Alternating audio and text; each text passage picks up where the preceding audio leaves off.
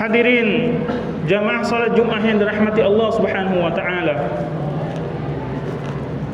Di tempat yang penuh berkah ini, di waktu yang amat mulia ini, di hari yang begitu mulia, marilah kita senantiasa bersyukur kepada Allah Subhanahu wa taala yang tiada henti-hentinya memberikan kesempatan kepada kita untuk memperbanyak bekal menuju kampung akhirat nantinya. Dan tentu kita harus ketahui bahwa tidak ada yang diberikan Allah Subhanahu wa taala kepada kita semua, melainkan semuanya akan kita pertanggungjawabkan kepada Allah Subhanahu wa taala. Wala tus'alunna yauma idzin 'anil na'im.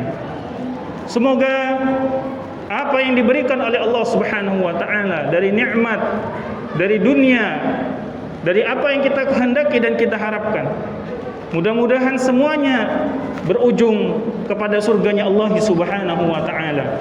Amin ya rabbal alamin.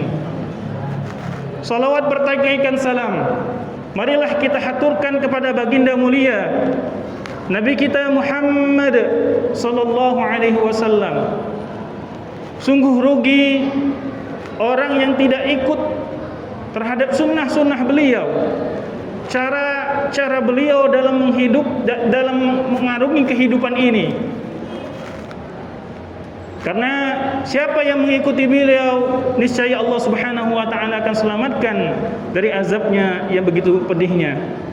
Dan mudah-mudahan kita semua yang hadir pada saat ini, maupun keluarga-keluarga kita yang ada di rumah, maupun ada dari kerabat-kerabat kita semua, nanti kelak di yaumul qiyamah kita semua dapat berjumpa dengan baginda Rasulullah sallallahu alaihi wasallam. Mudah-mudahan pula kita mendapatkan syafaat beliau. Maka marilah kita senantiasa mengikuti sunnah-sunnah beliau. Khatib berwasiat tentunya kepada diri khatib dan tentu kepada hadirin, marilah kita senantiasa mengikhlaskan amal yang kita perbuat dan mengamalkan apa yang sudah kita ikhlaskan dan kita niatkan. Yang mudah-mudahan kita senantiasa dengan keikhlasan tersebut, dengan keamalan tersebut atau amal ibadah yang kita lakukan dinilai di sisi Allah Subhanahu wa taala sebagai ketakwaan. Ittaqullaha haqqa tuqatih. Jamaah Jumat yang dirahmati Allah Subhanahu wa taala. Allah Subhanahu wa taala menyebutkan di dalam Al-Qur'anul Karim bahwa ada suatu keadaan di mana semua manusia akan mengalaminya. Allah Subhanahu wa taala menyebutkan di dalam surat Al-Mu'minun ayat yang ke-99 sampai ayat yang ke-100. Hatta idza hadara hadmul maut qala rabbirji'un la'alli a'malu salihan. Yang artinya ketika kematian datang kepada salah seorang dari mereka, lalu orang yang meninggal itu mengatakan, "Ya Rabb, ya Tuhanku, kembalikan aku ke dunia." Untuk apa? La'alli a'malu salihan fima tarak. Semoga aku dapat mengamalkan, berbuat amal saleh dari perbuatan-perbuatan yang pernah saya tinggalkan dulu. Hadirin jamaah Jumat yang dirahmati Allah, inilah suatu penyesalan yang amat mendalam, suatu tangisan yang tidak perlu ditangisi lagi karena tangisannya tidak ada gunanya di hadapan Allah Subhanahu wa taala. Semuanya sudah terlambat. Maka izinkan khatib pada kesempatan kali ini yaitu mengambil judul bermuhasabah di penghujung tahun. Jemaah Jumat yang dirahmati Allah Subhanahu wa taala, kenapa kita perlu merenungi dari ayat ini yang dibacakan tadi? Karena begitu banyak orang menyesal ketika hadirnya sudah ajalnya, sudah ajal di hadapannya. Maka jangan sampai kita termasuk orang-orang yang menyesal tersebut. Bermuhasabah atau mengintrospeksi diri atau merenungi diri merupakan bagian dari kita agar berikhtiar tidak termasuk orang-orang yang menyesal. Jamaah yang dirahmati Allah Subhanahu wa taala. Yang pertama yang dapat kita lakukan adalah bagaimana kita bermuhasabah diri kita dengan secara totalitas, atau dalam bahasa Arabnya adalah syumuliyah. Jamaah yang dirahmati Allah Subhanahu wa taala, di dalam Al-Qur'an surat Al-Hasyr ayat yang ke-18, Allah Subhanahu wa taala berfirman, "Ya ayyuhalladzina amanu taqullaha wal tanzur nafsun ma qaddamat lighad wattaqullah." Yang artinya, wahai orang-orang beriman, bertakwalah kepada Allah, dan kemudian perlihatlah dirimu dari apa yang engkau lakukan di masa lalu untuk masa yang akan datang, dan bertakwalah kepada Allah Subhanahu wa taala. Di banyak masyarakat kita, ketika bermuhasabah yang ditangisi hanyalah dosa dan kesalahan. Padahal di dalam ayat ini sungguh mulia, sungguh luas. Yang itu artinya bahwa yang kita muhasabah bukan hanya dosa dan kesalahan, melainkan totalitas dari apa yang sudah kita lakukan di masa yang telah lampau. Kalau kita melihat salah satu hadis Nabi, riwayat Hakim mengatakan, "Ightanim khamsan qabla khamsin." Bagaimana kita menjaga 5 hal dari yang 5 hal. Hayataka qabla mautika, bagaimana hidup kita, syababaka qabla haramika, masa muda kita dulu seperti apa. Maka dengan kita bermuhasabah, jangan sampai di masa muda dan di masa yang sekarang ini kita sama saja dengan masa-masa lalu dalam hal kenakalan dan dalam hal kemaksiatan. Kalau bisa berkurang, dan kalau bisa tiadakan sama sekali. Kenapa demikian? Karena muhasabah intinya adalah kita ingin berubah, kita ingin menjauh lebih baik agar kita menjadi hamba-hamba Allah Subhanahu wa taala. Kemudian sihataka qabla maradika, bagaimana kesehatan kita?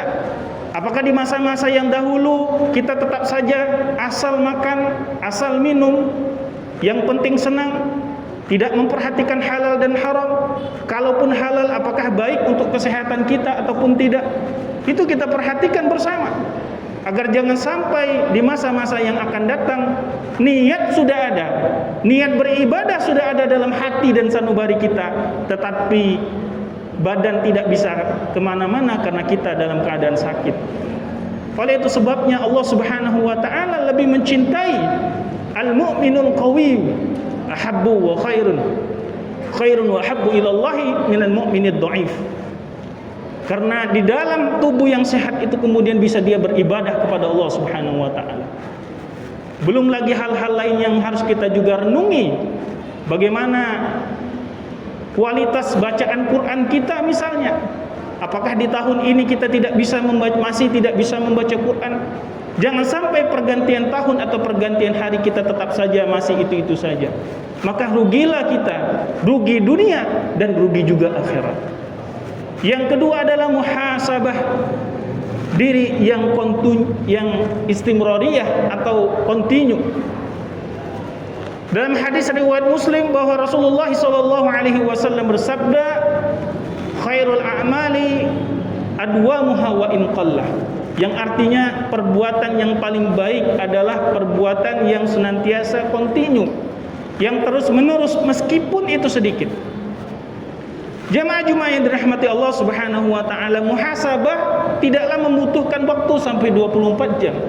Tetapi ketika kita bermuhasabah diri, melihat amal-amal yang kita perbuat, bahkan dahulu para ulama ketika melakukan suatu ibadah, maka dia selesai daripada ibadah tersebut bermuhasabah.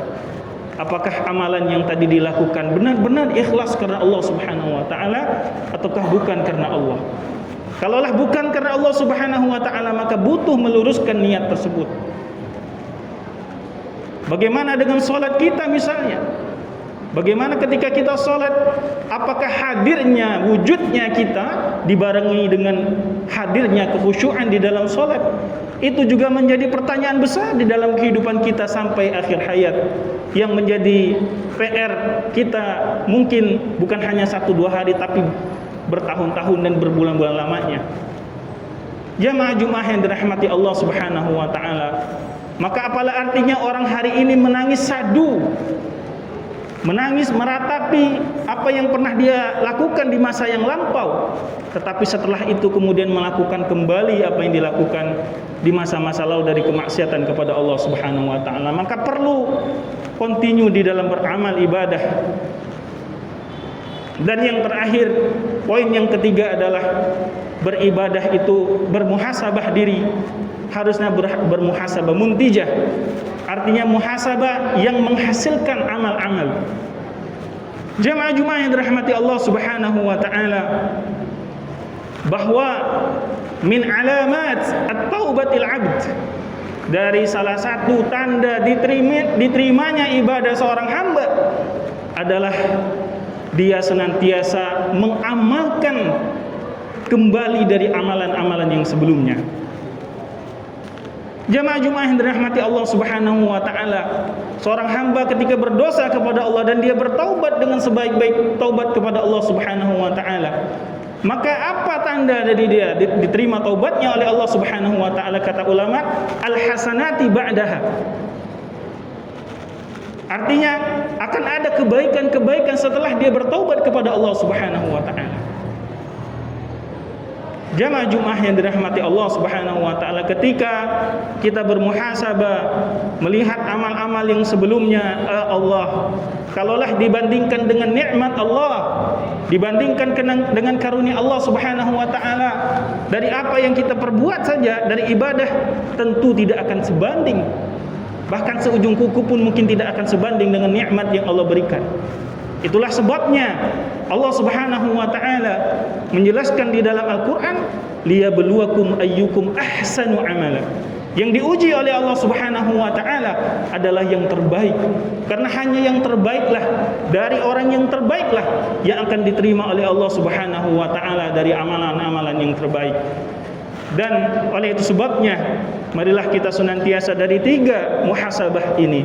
Bagaimana kita totalitas di dalam bermuhasabah, bukan hanya aspek dunia dan aspek akhiratnya saja, tetapi dunia, bahkan kesehatan kita, ilmu kita, keluarga kita introspeksi semua.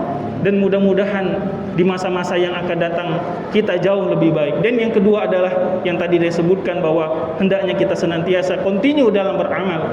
Dan yang terakhir adalah marilah kita senantiasa muhasabah yang dilakukan diikuti oleh amal-amal setelahnya, sehingga bukan sekedar hanya lip service saja atau hanya di mulut saja, tetapi kemudian mengakar dalam hati kita, mengakar dalam kehidupan kita, dan kita bisa mengamalkan dalam kehidupan kita sehari-hari.